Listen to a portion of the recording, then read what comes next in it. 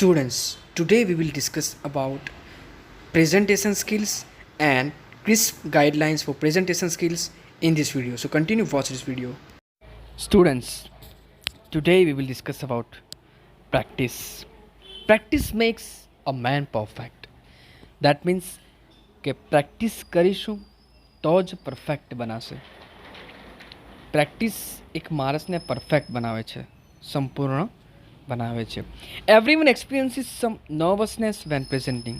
Obviously જ્યારે આપણે ઓડિયન્સમાંથી stage ઉપર આવીએ અને આપણે કંઈક પ્રેઝન્ટ કરતા હોઈએ કે 2 કે 5 વ્યક્તિઓ સામે આપણે કંઈક બોલવાનું હોય તો ચોક્કસ નર્વસનેસ તો આવશે જ. તો તે સમયે પ્રેક્ટિસ જો કરી હશે તો ઓટોમેટિકલી કોન્ફિડન્સ તમારા અંદર આવી જ જશે, ચોક્કસ. Practice your presentation out loud over and over again. એટલે કે તમારા પ્રેઝન્ટેશનની પ્રેક્ટિસ તમારે ખૂબ જ સારી રીતે અગેન એન્ડ અગેન, એટલે કે વારંવાર અને આઉટ લાઉડ મોટા અવાજમાં કરવાની છે.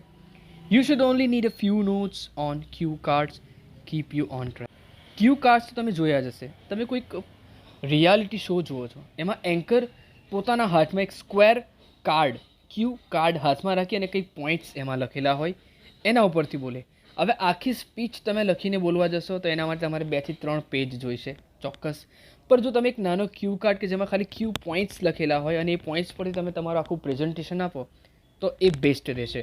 તો એક નોટ્સ રાખવાના કે જેના અંદર ક્યુ પોઈન્ટ્સ લખેલા હોય, જે નોટ્સ જેના પર લખવામાં આવે છે એને ક્યુ કાર્ડ્સ કહે છે, તે તમારે હાથ પર રાખવાનું, જેથી તમે તમારા ટ્રેક પર ચાલો, તમે સારી રીતે તમારું પ્રેઝન્ટેશન આપી શકો અને પોઈન્ટ્સ પણ જોઈ શકો. ક્યારેક એવું બની શકે કે ભૂલી પણ જવાય, તો આપણે ક્યુ કાર્ડ્સ પરથી જે પોઈન્ટ છે એ ચેક કરીને પાછા ફરીથી આપણે આપણા પોઈન્ટ પર આવીને સમજાવી શકીએ. Don't read word for word from the notes. Notes R only to help you in case you miss a point. એટલે કે તમારે વર્ડ ટુ વર્ડ વાંચવાની બિલકુલ જરૂર નથી. એનાથી ઓડિયન્સને એવું લાગશે કે તમને કશું જ યાદ નથી, તમે બસ વાંચી રહ્યા છો.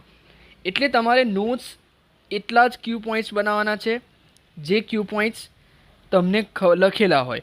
તમારે જેટલી સ્પીચ બોલવાની છે બસ એટલા જ ક્યુ પોઈન્ટ તમારે લખવાના, જેથી તમારી આઈ કોન્ટેક્ટ ઓડિયન્સ સાથે રહેશે અને ઓડિયન્સને બિલકુલ એવું નહીં લાગે કે આ વ્યક્તિ જે બોલી રહી છે એને કશું જ યાદ નથી. એને એવું લાગશે કે એ ઓનમાં જ બોલી રહી છે. એ વસ્તુ ખાસ ધ્યાન રાખજો કે જ્યારે તમે પ્રેઝન્ટેશન આપતા હોય ત્યારે note to note, word to word read કરવાની બિલકુલ જરૂર નથી.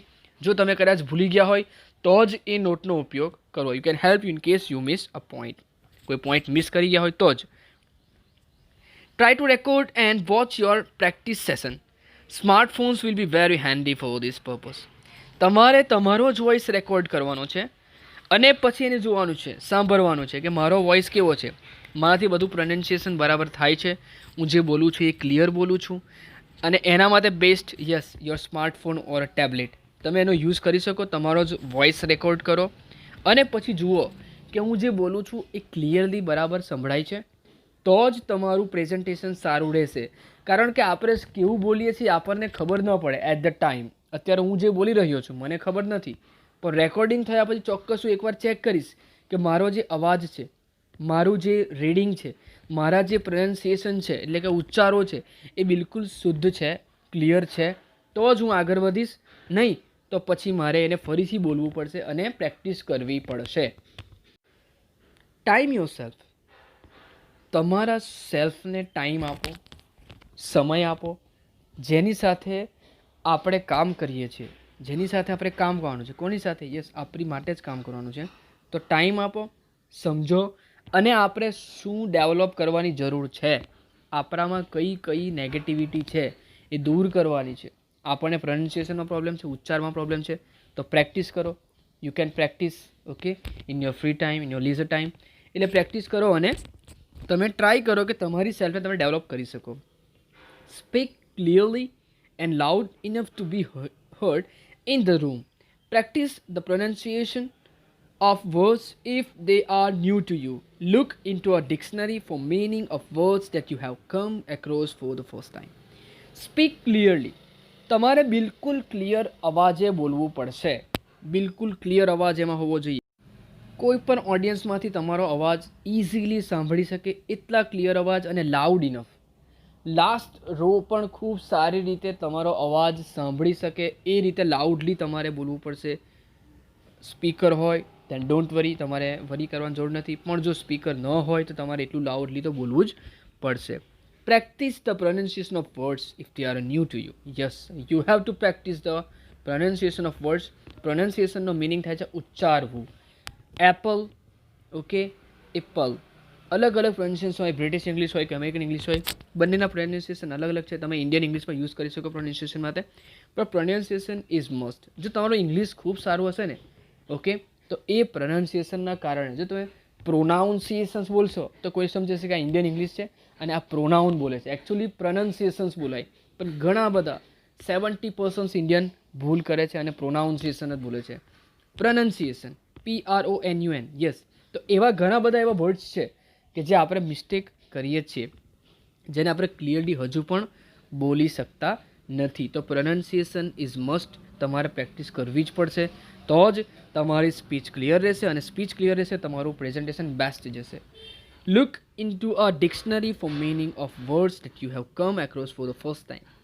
એવા ઘણા બધા વર્ડ્સ છે કે જે ફર્સ્ટ ટાઈમ તમારી પાસે આવશે. LEISUR, leisure. આ વર્ડ કદાચ તમારા માટે નવો હશે. તો લીઝરનો મિનિંગ થાય છે નવરાશ. ઓકે, જ્યારે તમે ફુરસતમાં હોય, ફ્રી હોય, દેટ ઇઝ લીઝર.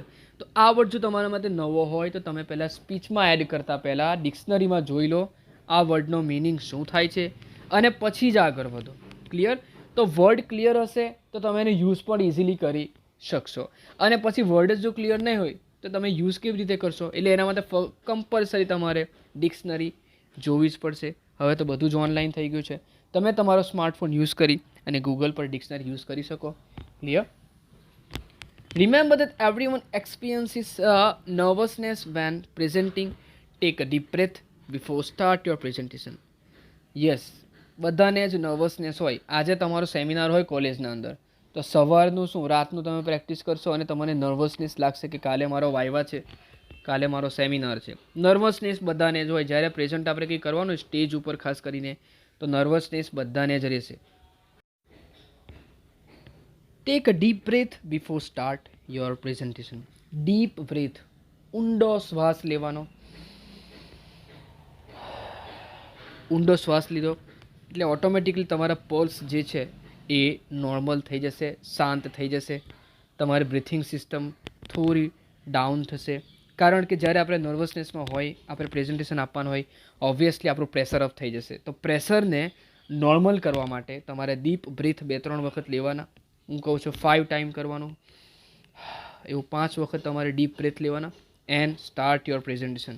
જે તમારો અવાજ પણ ખુલશે. ડીપ બ્રેથથી આપણો અવાજ પણ ખુલી શકે, કારણ કે આપણું જે કંઠ નળી જે છે, એટલે કે જ્યાંથી આપણે સાઉન્ડ બોક્સ, એની વચ્ચે આવતી દરેક ઓબ્સ્ટિકલ્સ નીકળી જશે deep બ્રેથની.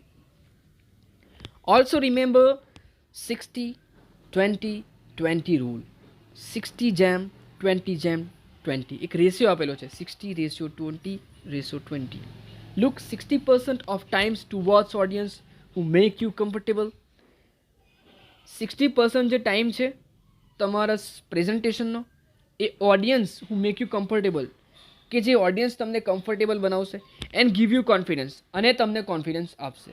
Rest 20% ratio of times divert your eyes towards the people who may not give you confidence.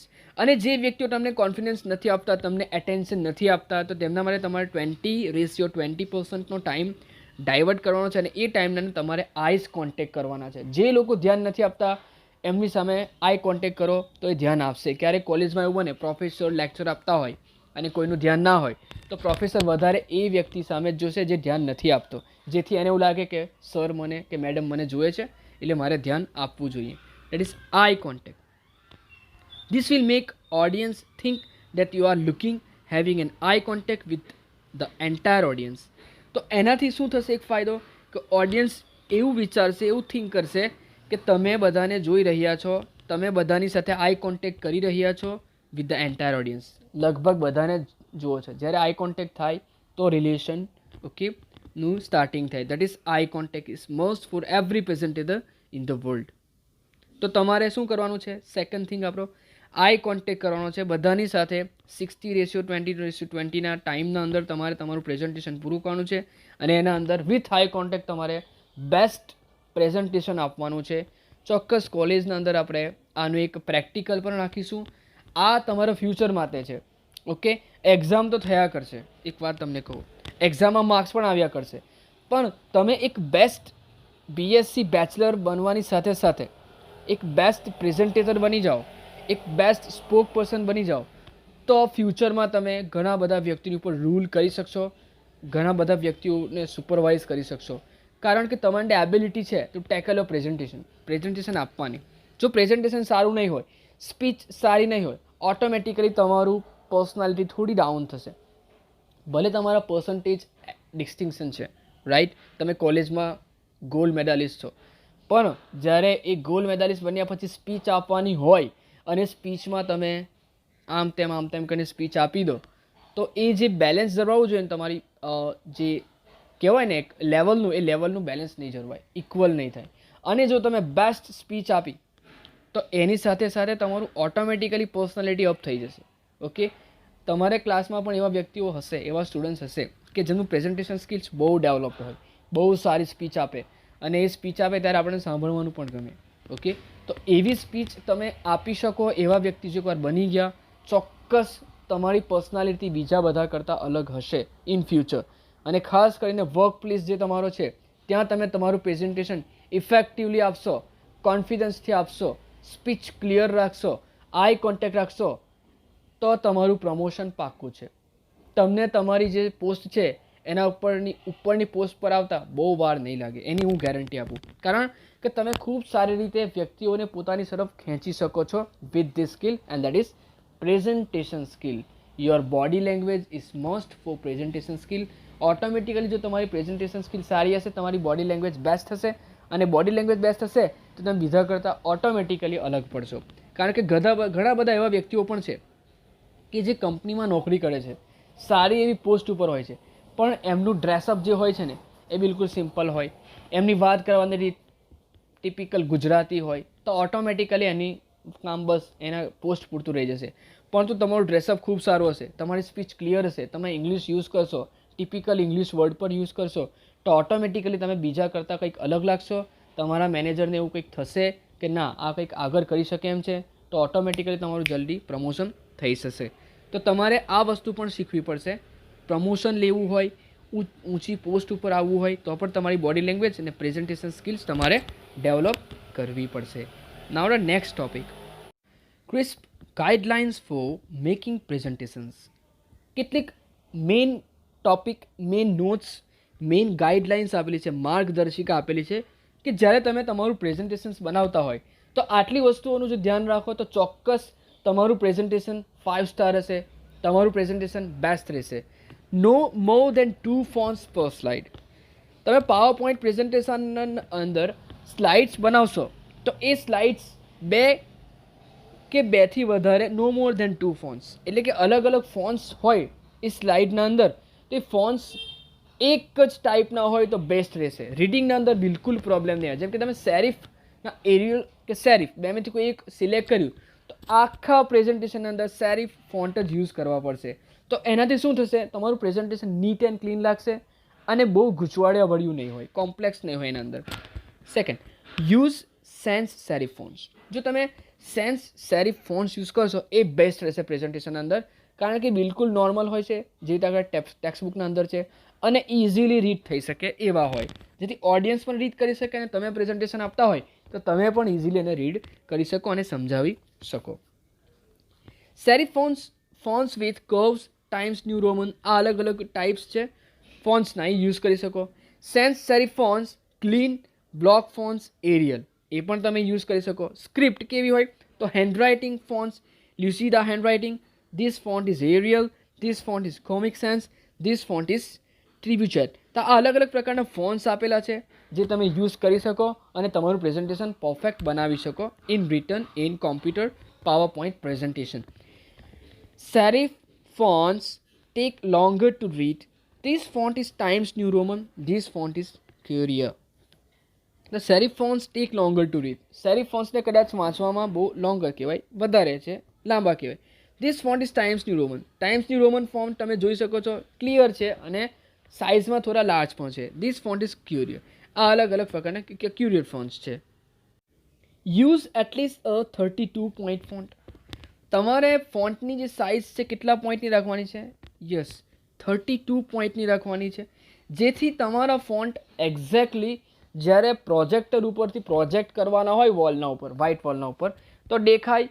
Even તમે તમારું લેપટોપ ડેસ્ક પર મૂકેલું હશે જ્યાં તમે સ્પીચ આપી રહ્યા હશો, જેને શું કહેવાય? Yes, podium. તો પોડિયમ ઉપર જ્યારે લેપટોપ મૂકો કે સ્ક્રીન મૂકો કે ટેબ્લેટ મૂકો, તો તમને ઇઝીલી તમે રીડ કરી શકો એટલા તો હોવા જ જોઈએ. તો એટલા માટે આપણે યુઝ એટલીસ્ટ 32 પોઈન્ટ ફોન્ટ્સ, 32ના ફોન્ટ રાખવા પડશે આપણે. 48 પોઈન્ટ ઇઝ બેટર. 48 પોઈન્ટ એના કરતાં વધારે લાર્જર છે અને એ બેટર છે, કેમ કે આપણે જ્યારે લાસ્ટ રોના પણ ઓડિયન્સ ઇઝીલી રીડ કરી શકે પ્રોજેક્ટર ઉપર, સ્ક્રીન ઉપર, એટલા ફોન્ટ જો હોય તો દેટ ઇઝ બેસ્ટ, બેટર. તો એવા ફોન્ટ પણ ખૂબ જરૂરી છે કે તમારે 48ના ફોન્ટ લેશો તો ઇઝીલી લાસ્ટ રોમાં બેઠેલો ઓડિયન્સ પણ ચેક, જ્યારે તમારું કોન્ફરન્સ હોલ મોટો હોય તો ઓબ્વિયસલી પબ્લિક પણ વધારે હશે અને ત્યારે તે સમયે જો પાછળવાળા ઓડિયન્સને ક્લિયરલી દેખાય તો એક નેગેટિવ બાબત તમારા માટે ગણી શકાય.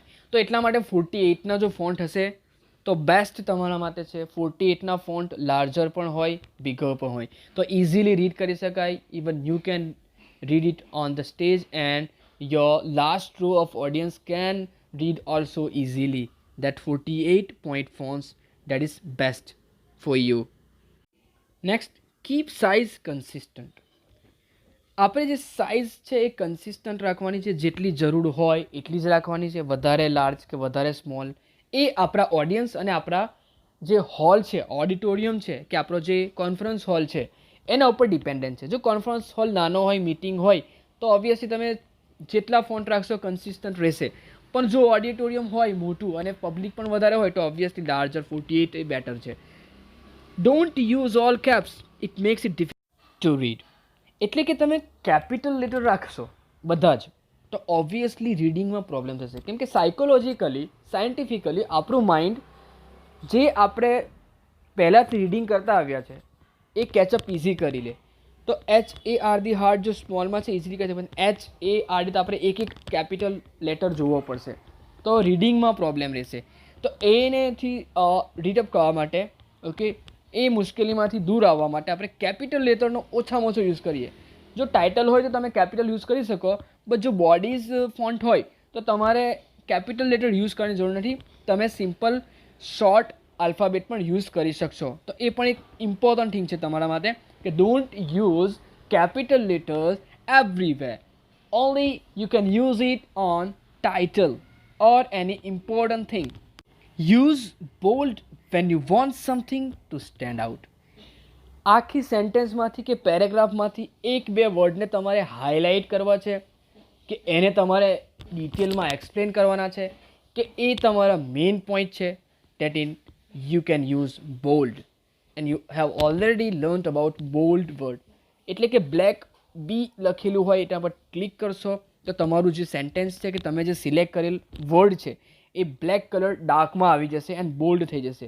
તમે આ અંદર જોઈ શકો છો. Better yet change the colour of the text, એ બોલ્ડના અંદર આપેલું છે. દેન તમે સમજી શકો કે આ મેઇન ટોપિક છે, change the colour of the text. એ આખા સેન્ટેન્સમાં મેઇન છે, ફોકસ છે. આપણું ફોકસ પહેલાં બોલ્ડ પર જશે અને પછી આપણે સેન્ટેન્સ વાંચીશું. તો તમારે કંઈક હાઇલાઇટ કરવું હોય, કોઈ વર્ડ ડિટેલમાં સમજાવવો હોય તો એ વર્ડ માટે તમે બોલ્ડ યુઝ કરી શકો. તમે કોઈક સાયન્સનો એક્સપેરિમેન્ટ કરવાના છે અને એ એક્સપેરિમેન્ટમાં જેટલા ગેસીસ યુઝ કરવાના છે એ ગેસીસને તમે બોલ્ડમાં હાઇલાઇટ કરી દેશો તો બધાનું ધ્યાન પહેલાં એ ગેસીસના નેમ પર જશે કે હા આટલા ગેસ યુઝ થયા છે. પર્સન્ટેજ આપેલા હોય તો પર્સન્ટેજ પર તમે બોલ્ડ કરી શકો. ઇમ્પોર્ટન્ટ ફોર્મ્યુલા આપેલા હોય તો એ ફોર્મ્યુલા પર તમે બોલ્ડમાં યુઝ કરી શકો. જેથી શું થશે, બોલ્ડમાં યુઝ કરવાથી ઓટોમેટિકલી એ જે પણ કોઈક વર્ડ છે હાઇલાઇટ થશે અને આપણી પહેલી જ નજર બોલ્ડ પર જશે. સમજી ગયા? તો આ વસ્તુ છે ખાસ તમારા માટે કે બોલ્ડ કેમ યુઝ કરવો અને કેવી રીતે યુઝ કરવો. Better your change the colour of the text you want your audience to be drawn to. તમારે ફોન્ટનો કલર પણ ચેન્જ કરી શકો. બોલ્ડની સાથે સાથે જો ફોન્ટનો કલર ચેન્જ કરશો that is best. Yellow colour છે, ઓકે, લાઇટ યલો કલર છે, કે પછી ગ્રીન કલર છે, ઓકે, ઓરેન્જ કલર છે, આવા કલર હાઇલાઇટમાં વધારે યુઝ થાય. તો તમે ફોન્ટનો કલર ચેન્જ કરશો that is also a useful thing for you, કે તમારે ઇઝીલી એ વર્ડ પર ફોકસ થશે, ઓડિયન્સ ઇઝીલી એ વર્ડને જોઈ શકશે. કોઈ ઇનકરેક્ટ સેન્ટેન્સ બતાવવાનું હોય તો રેડ કલર યુઝ કરો, કોઈ કરેક્ટ સેન્ટેન્સ બનાવવાનું હોય તો ગ્રીન કલર યુઝ કરો. તો ઓટોમેટિકલી ઓડિયન્સને થશે કે yes it is a main thing, કે આ કંઈ કહેવા માગે છે. તો તમે ફોન્ટનો કલર પણ જો એવી રીતે ચેન્જ કરશો but in a proper manner, પછી તમે અલગ અલગ કલરના સેન્ટેન્સ યુઝ કરશો તો એ કંઈક પછી કેવું લાગશે ખબર છે, રંગીન થઈ જશે, કલરફુલ થઈ જશે, અને કલરફુલ પેરેગ્રાફને વાંચવો દેટ ઇઝ ડિફિકલ્ટ, એ મુશ્કેલ છે. તો એના માટે તમારે અલગ અલગ કલર યુઝ કરવાનો છે, પણ ઇન પ્રોપર વે, જ્યાં જરૂર હોય ત્યાં જ. પછી તમે રંગબેરંગી બનાવવા જશો તો પછી થોડુંક ફની બની જશે. અને ફની પ્રેઝન્ટેશન કરવા માટે આપણે એવું કરવાનું નથી, કારણ કે આપણે આપણા મેનેજરને, ઓકે, ચીફ એક્ઝિક્યુટિવ ઓફિસર્સને ઇમ્પ્રેસ કરવાના છે આ પ્રેઝન્ટેશનથી. તો આપણે એના માટે અલગ અલગ કલર યુઝ કરવાના છે, but in proper way. Okay, italics are hard to read. Italics જે વર્ડ છે એ હાર્ડ છે રીડ કરવા માટે. ઇટલિક્સ વર્ડ આપણે જ્યારે કોઈક સાયન્ટિફિક નેમ, ઓકે, કે બીજું કોઈ વસ્તુ લખવાના હોય તો યુઝ કરીએ, પણ એ થોડા હાર્ડ છે રીડિંગ માટે. તો આપણે એના માટે જેટલા ઓછા યુઝ કરીએ એટલું સારું, કારણ કે એ થોડાક ક્રોસ પણ હોય છે. Size algorithm, find out the age of the oldest person in your audience and divide by 2. Your font should not be smaller. Yes, તમારે એલ્ગોરિધમની સાઇઝ જોવાની છે. તમારા ઓડિયન્સમાં કોઈ ઓલ્ડર પર્સન હોય, મેં તમને કીધું કે તમારા ચીફ એક્ઝિક્યુટિવ ઓફિસર કે તમારા ઓનર કદાચ ઓલ્ડ હોઈ શકે, આગળ મેં વાત કરી આની. તો એ જો કદાચ તમારા ઓડિયન્સના અંદર હોય, divide by 2, your font should not be smaller. તો તમે એ જેટલા ઓલ્ડર પર્સન છે એટલા ડિવાઈડ બાય 2 કરશો, અને જે આવે એ ફોન્ટ તમારે કરવા જ પડશે, કારણ કે એમને જોવામાં થોડી તકલીફ થઈ શકે. ઓલરેડી ગ્લાસીસ પહેરેલા હશે, સ્પેક્ટેકલ્સ હશે એમની પાસે, અને એ સ્પેક્ટેકલ્સ યુઝ કરશે. પણ તો બી બેસ્ટ વે કે આપણે ફોન્ટની સાઇઝ મોટી રાખીએ, જેથી એવા ઓલ્ડર પર્સન જે છે એ એકદમ ઇઝીલી આપણું સેન્ટેન્સ વાંચી શકે અને પોતાનું કામ આગળ ચલાવી શકે, અને આપણું પ્રેઝન્ટેશન પણ સમજી શકે. ક્યારેક તમે તમારી કોલેજમાં સેમિનાર આપતા હોય, યુનિવર્સિટીઝથી પ્રોફેસર આવેલા હોય, અને એ કદાચ ઓલ્ડ હોય, ઓબ્વિયસલી પીએચડી યુનિવર્સિટી ઓફિસર હોય તો ઓલ્ડ હોઈ શકે. તો એના માટે પણ તમારે પ્રેઝન્ટેશન ખૂબ જ સારી રીતે સાઇઝ વધારે રાખીને એલ્ગોરિધમિકલી તમારે તમારું પ્રેઝન્ટેશન બનાવવું પડશે. ને font should be not smaller. Font નાના ન હોવા જોઈએ, કારણ કે વાંચવામાં તકલીફ થશે અને તમારું પ્રેઝન્ટેશનમાં એક નેગેટિવ પોઈન્ટ પણ એડ થઈ જશે કે font size is very small. તો ફોન્ટ સાઇઝ હંમેશા મોટી રાખવાની છે. નાઉ the next new topic that is text. તમે જે લખવાના છે તે ટેક્સ્ટની વાત છે.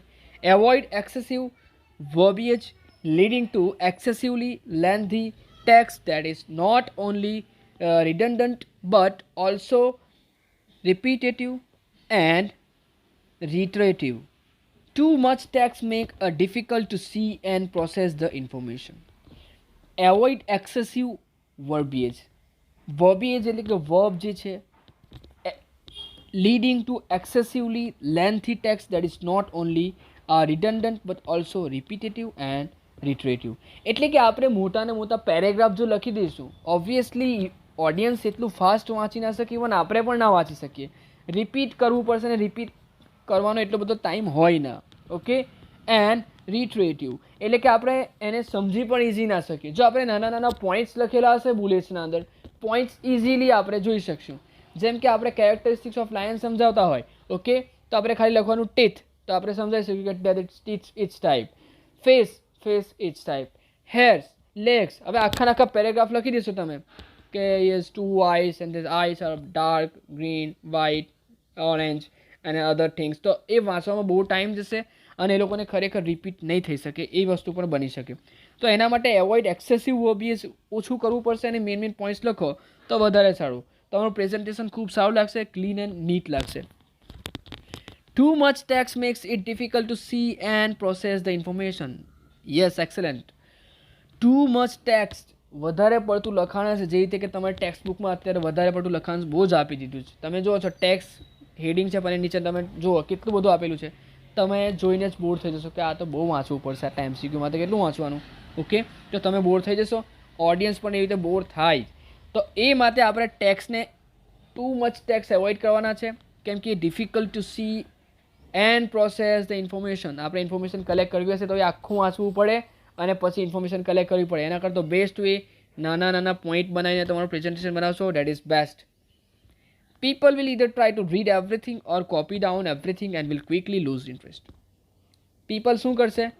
એને લખવાની ટ્રાય કરશે પણ એટલું ફાસ્ટ એનાથી લખાય નહીં, એનો ઇન્ટરેસ્ટ ધીરે ધીરે લૂઝ, એ ઇન્ટરેસ્ટ છોડી દેશે. અને જો પોઈન્ટ લખેલા હશે તો એ automatically main point note down કરી લેશે અને મેઇન પોઈન્ટ જ લખશે, જેથી એનો ઇન્ટરેસ્ટ પણ રહેશે. So please use only points in your presentation. આપણે ડિટેલના અંદર આપણું પ્રેઝન્ટેશન બનાવવાની બિલકુલ જરૂર નથી. આપણે એને સ્મોલ એટલે કે નાના નાના સેન્ટેન્સ કે પછી હું તો કહું છું કે એક પોઈન્ટ જ બનાવવાનો, જેથી કે મેં લાઇનનું એક્ઝામ્પલ આપ્યું કે only hairs, legs, face, okay, eyes, તો એવું ખાલી મેઇન પોઈન્ટ જ આપી દેવાના. પછી તો તમારે એને સમજાવવાનું જ હોય, તો ઓટોમેટિકલી ઇન્ટરેસ્ટ પણ રહેશે ઓડિયન્સનો. Use more slides, list only the key points and add the detail verbally. મેં તમને સમજાવ્યું પ્રમાણે કે તમારે ખાલી પોઈન્ટ્સની લિસ્ટ જ લખવાની છે. જે કી પોઈન્ટ્સ છે, જે મેઇન છે તે લાયનના leg, hair, eyes, okay, body, anything, તો એના ખાલી પોઈન્ટ્સ જ લખવાના. તમે આખું સેન્ટેન્સ લખશો તો એ પછી બોર થઈ જશે. અને સ્લાઇડ્સ તમારે વધારે યુઝ કરવાની છે, જેથી તમે બીજી ઇન્ટરનેટ ડિટેલ લખી શકો, પિક્ચર સેટ કરી શકો અને એની જે સાઇઝ છે એ લખી શકો. તો એના માટે તમારે શું કરવાનું છે? વર્બલી ડિટેલ્સ જે છે એ તમારે ખાલી પોઈન્ટ્સ જ લખવાના છે. આખા ને આખા પેરેગ્રાફ લખવાની બિલકુલ જરૂર નથી, જેનાથી એવું ના લાગે ઓડિયન્સને કે આ તો બહુ બોરિંગ છે, આ તો બહુ મોટું લેન્થી છે. તમે એક ચેપ્ટર જ્યારે જોતા હોય, ઇંગ્લિશની ટેક્સ્ટ બુક ઓપન કરી, જેમ્સ ઓફ વિઝડમ, અને એમાં જોયું કે ફર્સ્ટ ચેપ્ટર તો બહુ લેન્થી છે યાર, તો તમે પહેલાંથી જ બોર થઈ જશો કે યાર આ તો કેટલું લેન્થી છે, 2 લેક્ચરમાં પૂરું થઈ રહે એવું લેક્ચર છે, બરાબર, એવું ચેપ્ટર છે. એના કરતાં બેસ્ટ મેઇન પોઈન્ટ આપી દીધા હશે અને એક જ પેજમાં પૂરું કર્યું હશે તો તમે યસ આ ચેપ્ટર તો બહુ નાનું છે. એટલે તમારે જો ઇન્ટરેસ્ટ છે એ ઇન્ટરેસ્ટ રહેશે. અને 4, 5, 6 પેજનું એક ચેપ્ટર મૂકી દીધું હશે તો તમે આરામથી બોર થઈ જશો કે યાર આ ચેપ્ટર કેવી રીતે પૂરું થશે, આ ક્વેશ્ચન આન્સર કેવી રીતે યાદ કરી શકીશું. તો આ જ મેઇન ટોપિક છે. આપણે આપણી ઓડિયન્સના માઇન્ડસેટ જોવાના છે. આપણે ઓડિયન્સ કેવી છે એ પ્રમાણે આપણે કામ લેવાનું છે. એટલે જ આપણે પ્રેઝન્ટેશન સ્કિલ શીખવાની છે કે આપણે આપણું પ્રેઝન્ટેશન કેવી રીતે પરફેક્ટ બનાવી શકીએ, આપણે આપણું પ્રેઝન્ટેશન કેવી રીતે બેસ્ટ બનાવી શકીએ. નાઉ the next topic is bullets. We have already discussed in our previous topic on bullets. Now this is the crisp guidelines of bullets. No more than 6 bullets per slide. Per slides વધારામાં વધારે તમારે 4 થી 5 કે પછી વધારામાં વધારે 6 bullets use કરવાના છે એક સ્લાઇડ અંદર. બીજી સ્લાઇડમાં તમે પાછા બીજા 6 યુઝ કરી શકો, પણ ઓથોરિટીઝ એવું કહે છે કે 4 થી 5 જ યુઝ કરવાનું, જે બ્રેકેટમાં આપેલું છે જોઈ શકો છો તમે. નો મોર દેન 6 to 7 વર્ડ્સ પર બુલેટ. એક બુલેટના અંદર 6 to 7 વર્ડ્સ આપેલા જ હોવા જોઈએ. જો આ બુલેટ્સ આપેલા છે તમે નીચે જોઈ શકો છો, એક પોઈન્ટને આગળ એક બુલેટ્સ છે જ, તો 6 થી 7 વર્ડ્સ હોય, એક પોઈન્ટ્સ ખાલી આપેલો હોય, એક મેઇન ટાઇટલ આપેલું હોય તો ઇઝીલી રીડ કરી શકાશે અને સારું લાગશે. Don't use PVS at the end of bullets. Short and concise is best. વધારે પડતું સ્પેસ ના રાખો. તમે આ જોઈ શકો છો એક બુલેટ અને કેપિટલની છે, બ્લુ લાઇન છે, ડિસ્ટન્સ છે, અને જે ઓરેન્જ છે એ તમને બતાવે છે કે કેટલું ડિફરન્સ. તો આ ડિફરન્સીસ જેટલું ઓછું હશે એટલું સારું, જેથી બુલેટની સાથે જે રીડિંગ કરી શકે. પછી એકદમ જોઈન્ટ પણ નહીં કરી દેવાનું, જેથી વર્ડની અંદર મિક્સ થઈ જાય. એટલે વધારે ડિસ્ટન્સ નહીં અને ઓછું ડિસ્ટન્સ નહીં, બિલકુલ મીડિયમ ડિસ્ટન્સ હોવું જોઈએ. Capitalise the first word in a bullet but no others. તમે જુઓ છો દરેકના અંદર બુલેટ પછી કેપિટલ વર્ડ, એટલે આપણો ઇંગ્લિશનો રૂલ છે. સેન્ટેન્સ જ્યારે સ્ટાર્ટ થાય તો એનો પહેલો વર્ડ કેપિટલ હોય, તો કેપિટલાઇઝ વર્ડ જ યુઝ કરવાનો, ઓકે, જે અપિયર થાય બુલેટ પછી તરત. Use a dark font on a light background best four printed slides. Yes, best છે વ્હાઇટ બેકગ્રાઉન્ડ હોય તો બ્લેક કલરના ફોન્ટ એ જ હાઇલાઇટ થશે અને એ જ બેકગ્રાઉન્ડને ડાર્ક કરી શકશે, જેથી તમે ઇઝીલી વાંચી શકો. અને જો કલરિંગ યુઝ કરશો તો તમારું પેપર જે કલરનું છે એ કલરના ફોન્ટ એવા રાખવાના કે જેથી હાઇલાઇટ થઈ શકે, જે તમે બેકગ્રાઉન્ડ યુઝ કરવાના છો, જેથી પ્રિન્ટ તમે કરો સ્લાઇડ્સની તો એ ખરાબ ના લાગે અને ઇઝીલી વાંચી શકાય. અને જો ખાસ કરીને બ્લેક એન્ડ વ્હાઇટ પ્રિન્ટ કરવાની હોય તો ઓબ્વિયસલી બ્લેક ફોન્ટ જ યુઝ કરવાના એન્ડ વ્હાઇટ બેકગ્રાઉન્ડ જ યુઝ કરવાના. That is more comfortable for you. Use a white or light font on dark background best for darkened rooms.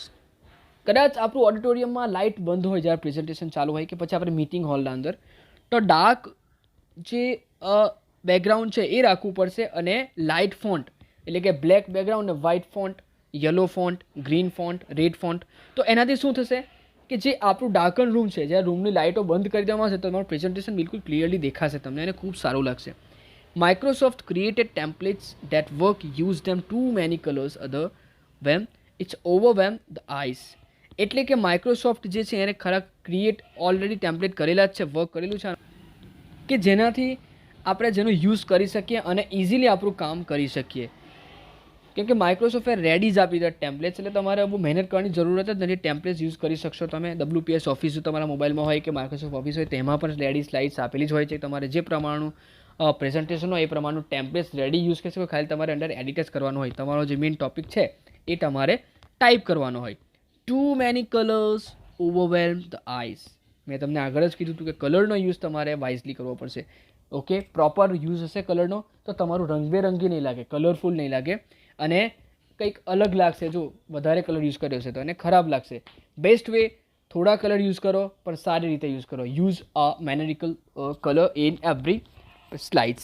તો તમે easily read કરી શકશો અને હાઇલાઇટ કરી શકશો. નહીં તો રંગબેરંગી થશે તો એ તમારા માટે બહુ સારું નહીં લાગે અને તમારી એક પ્રેઝન્ટેશનના અંદર નેગેટિવિટી બતાવશે. તો use a colour in a proper manner. સારા મેનરના અંદર સારી રીતે જેવી રીતે લાગે યુઝ કરવો છે કે નથી કરવો વિચારીને કલર કરો. એકવાર જુઓ કે હા પ્રેઝન્ટેશન બરાબર દેખાય છે કે નહીં, કારણ કે તમારે એને પ્રોજેક્ટર પર પ્રોજેક્ટ કરવું પડશે. અને જો પછી એ કલર ડાઉન હશે તો ઓટોમેટિકલી તમારું રીડ નહીં કરી શકાય અને ઘણા બધા પ્રોબ્લેમ્સ ક્રિએટ કરશે. તો એના માટે તમારે ટુ મેની કલર યુઝ કરવાની બિલકુલ જરૂર નથી. ઓછા કલર યુઝ કરશો તો પણ ચાલશે. તો આજના માટે આપણે આટલું રાખીએ છીએ.